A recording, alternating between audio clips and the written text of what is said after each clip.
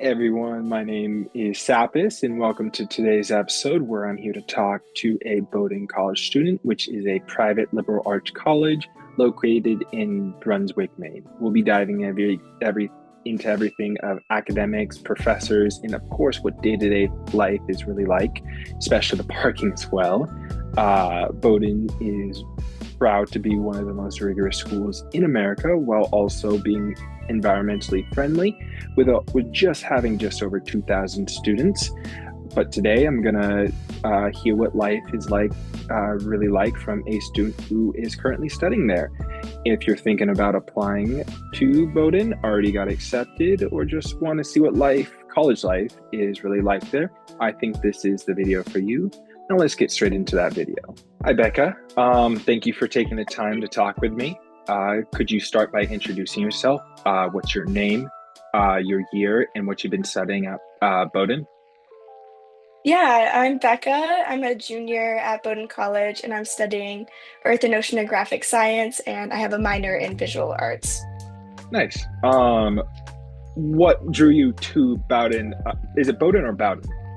Bowdoin. It is a Bowdoin. Okay. Yeah. What drew you to Bowdoin College in the first place? Well, I actually wasn't really looking at Bowdoin originally. I was always planning on going to Maine because it's like right next to my house. And then just casually one day in class, a friend was like, "Oh, I could really see you like going to Bowdoin or Bates." So that night I like looked at both their web pages and I really was interested in Bowdoin after looking at their website. And then after I toured in June before my senior year, it was kind of like, wow, this is where I want to go. It was like a kind of like magical moment. I just like fell in love with the campus and the people on the campus and the Schiller Coastal Studies Center as well. So after that, I Nice. applied and then I got in and then that's it. And did you get in on a academic scholarship? Were you in any like athletics during high school, and that's how you got in, or what really was it? I just applied regular admittance, but I applied like ED2, so like early decision. Oh, And then I like which means you just have to like commit once you get accepted, so you can't keep applying to other okay, schools okay. after that point. So I was accepted at early decision two, and then I accepted their offer, and then that was it. In that It was like early through decision, Bowdoin. yeah. In that Yeah. early decision, is it like how long is the early process? Like how far out do you have to Mm. commit to that early decision, or is it really like just depends or is there like a set period for when it starts? Yeah. So early decision one, the application is due a little sooner than like regular Yeah, that would make applications sense. in ED2. I originally was planning on applying ED1 and then I was concussed from soccer, so I didn't Hmm. like have a chance to finish my application. Um, so then I applied ED2, which was around the same time as the regular one. I think I turned my application in maybe December, and then you find out earlier. So I found out I was accepted to Bowdoin in February, and I think Okay, okay. regular students find out in like March. I don't really know the exact dates of that. Okay, perfect. And then have you ever because you said you wanted to go to a University of Maine, you were really thinking about that. But what made you, other than your friend telling you, what made Mhm. you choose a private college instead? I think it was less of the like private versus public and more of like the liberal arts aspect of Bowdoin. Once I toured, they tell you a lot like on the tour like about how like small the class sizes are and about how like student professor relationships work on campus and then just like the campus community in general. And then when it comes to like choosing majors and minors, that's not really something you do until like your sophomore spring, which Yeah. I was really interested in because it gives you more of an opportunity to like explore a bunch of different areas before like deciding like, oh, this is what I'm gonna do. So I think overall it was more like the liberal arts aspect that really drew me to Bowdoin and the opportunity to be able to like explore different disciplines without the pressure of being like, oh wait, this is not in my major. Okay. Um, and how would you describe the academic environment At Bowdoin, did you have to take like gen ed classes, or because you did say you went into your sophomore spring, that's when you could Hmm. start picking your major Yeah. classes. But did you have to do your freshman or and then half of sophomore year Hmm. on gen ed classes? Hmm. No, so Bowdoin doesn't have gen eds. We have something called distribution requirements. So it's similar to gen eds, but instead of being like a certain class, it's like a certain category of classes. So like Okay. you have to take like a science course, you have to take a math course. Okay. Everyone has to take a first year writing seminar. That's like the only course at Bowdoin that's required everyone takes. And that happens your freshman fall. But other than that, you just have to like finish all your distribution requirements by the time you graduate. But it's like you get them naturally. Like Yeah. I got So one of them you're from gonna taking finish them like, automatically. yeah, like I've already finished all of mine without even trying. It's just like you take classes that you're interested in different areas, and then it kind of just checks the box. Perfect. Um, And what are your classes in terms because this is a private university? Hmm. What are your classes in terms of size, structure? Are they like indoor, outdoor? Hmm. Are they like separated or are they like all connected as one? And like the size of the school, is it like really small? Or is it really big? Yeah, Bowdoin's definitely on the smaller side. It's around I think 2,000 people total.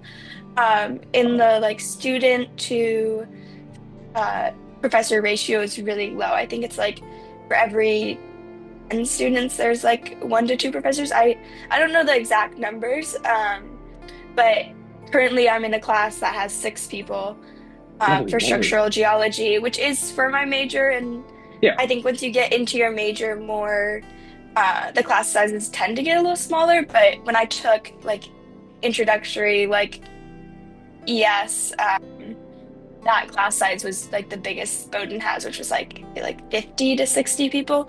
But that's like the biggest class like anyone On ever campus. takes. Yeah, everyone's really into like environmental science, so it's just like everyone takes it. Well, not everyone, but like a lot of people take it. But that's the biggest class I've ever been in, and all my other classes have been like 30 or less people. Usually, I would say my class is around like 12 to 20 people is usually the average. That would make sense. Hmm. Is your school heavy on what your major is? Is that why you picked it? Or was it more or less just you just wanted to go to a private university? Yeah, I think like major wise, there's so many different options, and I think you're just really encouraged to like explore all of those options before declaring a major. Going into Bowdoin, I kind of had an idea that I wanted to do marine science like area. And then my freshman spring, I took intro oceanography, and then I like fell in love with the Earth and Oceanographic Science department. And then that's when I decided to be an US major. But Okay. it's really like you come in with kind of like more like, oh, I'm kind of interested in this and this. And then you get to try out all those different departments and then kind of make a decision. Okay. Cool. Um, do you feel like there's a strong sense of community there? Like, are there like public events that are being held by the university? Or like, do you attend any of these by any chance? Yeah, I definitely think there are a good amount of community events. I feel like Bowdoin has a really strong sense of community, especially like with its alums. Like last weekend was homecoming, and there were like tons of people here to like come back to Bowdoin and see old friends and professors. So that was really cool. And like we did this thing called sophomore boot camp, and during that you get to like call alums and make those connections with them. So I think like within Bowdoin, there's a really strong sense of community, and everyone's always happy to like connect and like get a meal or like go grab coffee or like take a phone call if they live out of state. And then like within the Brunswick community, I think Yeah. lots of professors live in Brunswick or in the area, so they like bring their kids to the dining hall for dinner, or other people in the community come for like the sports games or different like talks professors are giving. So I definitely feel like as a whole, like Bowdoin is very like community centric. Cool. What's the housing like? Because you're probably in a dorm Mhm. that looks like the background of a dorm. Yeah. Is the housing like smaller, or is it do they have like community? Just is it all like one Mhm. uh dorm for the students, Yeah. or is it like co-ed separated? Mhm. Or uh yeah, pretty much. Yeah. Housing in Bowdoin is really great. It's so nice. So first year, everyone's in what's called first year bricks. So there's like six or seven of them. I can't remember the exact number. Um, and most of them are quads. So you Okay. have like a shared like common room, and then there are two bedrooms, and then each bedroom has two people in it. And then the other two bricks are double, so it's like common room and then a bedroom for two people. Gotcha. And that is like each floor has four bedrooms and then two bathrooms. And they're co-ed floors. And then um, like when you get into upperclassmen housing, that's when it starts getting even nicer. So there are like tons of different options. Our two nicest housing options are really only going to be for seniors, Harps and Park apartments. And Gotcha. they're like full on like apartment style living. I lived in Park this summer while I was doing research Nice. on campus, and it is so nice. Like the kitchen is huge. It has like a huge island, full fridge, and then like a huge living room and dining room and sitting room and study room, and then like two bathrooms, and everyone has their own bedroom with full size beds. So it's like really, really nice. So like seniors take those two really nice apartments up. And then currently I'm living in Tower, which is another residential building. A lot of juniors live here because most people Gotcha. go abroad. So it's like you're here for half a semester and then, well, a semester. And then it's like you have a common room and then like each person has their own bedroom. So I live here with my three roommates. And then we have our own bathroom too. Perfect. So most places are like really nice. Is it And there's laundry too. well, that's obvious. There has Yeah. to be laundry there. That would just be weird if there wasn't. Is it grade restricted? No, Meaning it's not. like a freshman could be in the nicest one. That's what I'm asking. Whereas a senior could also live in the Mm. dingiest one. Yeah, it's not technically restricted, but seniors get to register for housing first. So it's I like see, I see.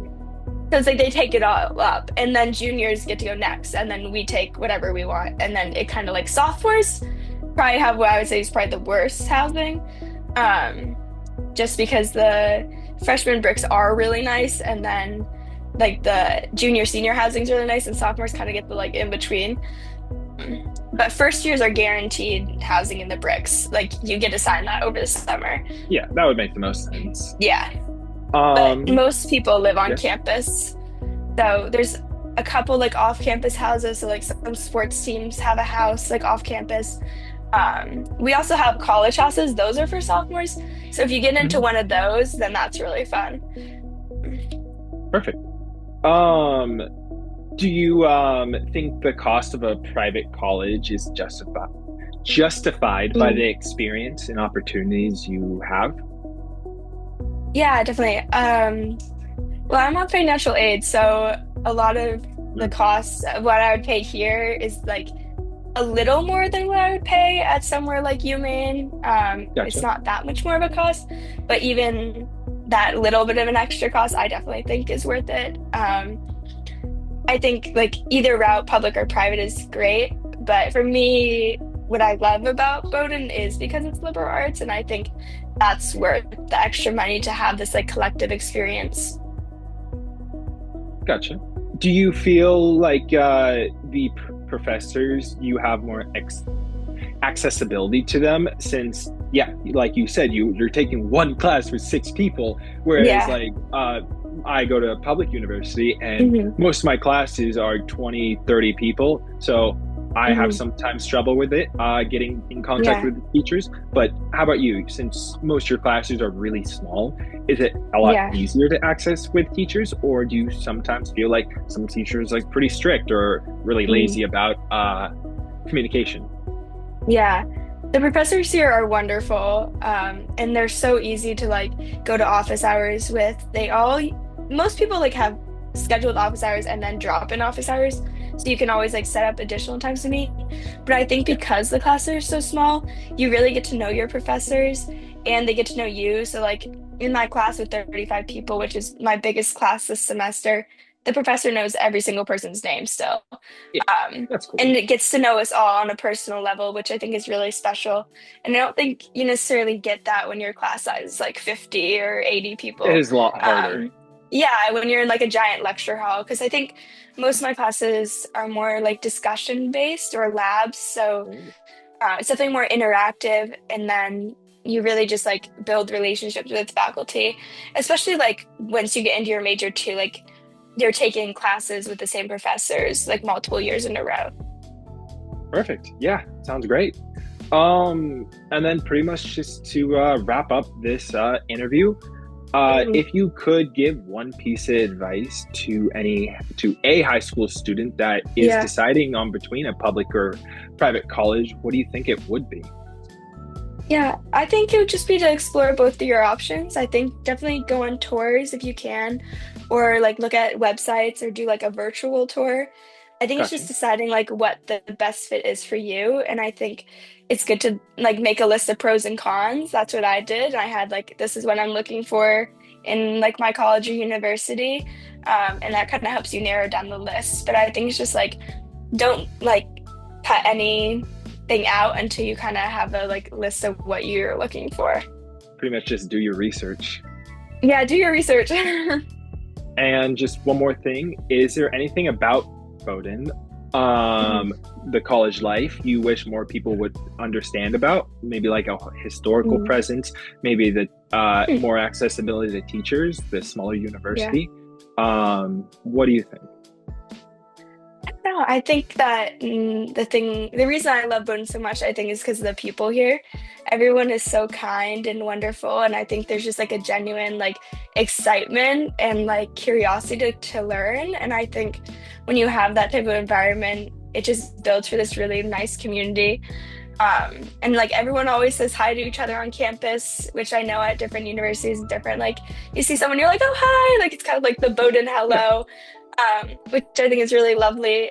And I just think like once you have smaller classes too, like your relationship with your professors also like foster that relationship and community as well. So I think it's just like overall, like people at Bowdoin are just excited to be here and to learn. And that like shared joy for that is kind of like what binds us all together. cool. I think that wraps up our interview. I just want to thank you Okay. for your time. Yeah, of course. And I hope you have a good rest of your day. Thank you. Thank you, you too. Thanks for tuning in. Next up is going to be Brown University in Rhode Island. If you have any questions, just leave them down in the comments and like and subscribe. Thank you very much.